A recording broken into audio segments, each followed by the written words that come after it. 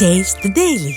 திருவள்ளூர் ரயில் நிலையம் அருகே பெட்ரோலிய பொருட்களை ஏற்றிச் சென்ற சரக்கு ரயிலில் தீ விபத்து ஏற்பட்ட நிலையில் பாதிக்கப்பட்ட பகுதியை அதிமுக முன்னாள் அமைச்சர் பி.வி. ரமணா நேரில் சென்று பார்வையிட்டு பாதிக்கப்பட்ட மக்களுக்கு ஆறுதல் கூறினார். சென்னை IOCL மணலியில் இருந்து ஜோலார்பேட்டை நோக்கி பெட்ரோலிய பொருட்களை ஏற்றிச் சென்ற ரயில் திருவள்ளூர் ரயில் நிலையம் அருகே தீப்பிடித்து எரிந்தது. இந்த விபத்து காரணமாக அப்பகுதிகளில் கடும் புகை வெளியேறியதால் பொதுமக்கள் கடும் அவதியடைந்தனர். மேலும் பெட்ரோலிய பொருட்களில் தீப்பற்றி அசம்பாவிதம் ஏற்படும் எனவும் பொதுமக்கள் அச்சமடைந்தனர். இதை அறிந்த அதிமுக முன்னாள் அமைச்சரும் திருவள்ளூர் மேற்கு மாவட்ட செயலாளருமான பி.வி. ரமணா விபத்து ஏற்பட்ட பகுதியை நேரில் பார்வையிட்டு பாதிக்கப்பட்ட மக்களிடம் ஆறுதல் கூறி அவர்களுக்கு மதிய உணவு வழங்கினார்.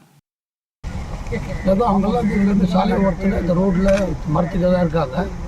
அவங்க சரியான இடத்தில் தங்க வைக்கப்பட்டு அவர்களுக்கு உணவு பாதுகாப்பு மற்றும் எப்படி பார்த்தாலும் இந்த எரிந்து கொண்டிருக்கிறது அனைவருக்கும் வாய்ப்பு இருக்க மாதிரி தெரியல.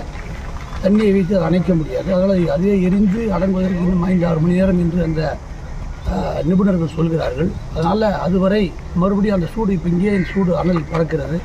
அதாவது சூடு தங்கினா அந்த மக்கள் அந்த பயம் போய் அவர் வீட்டுக்கு போகின்ற வரை மாவட்ட நிர்வாகம் அவர்களை பாதுகாப்பு மற்றும் அவர்களுக்கு தேவையான உணவு உடை மற்ற விஷயங்கள்லாம் செய்து தரணும். ஏதாவது அவர்களுக்கு பாதிப்பு இருந்தாலும் அதற்கு மருத்துவ உதவியும் மாவட்ட நிர்வாகம் செய்ய வேண்டும்.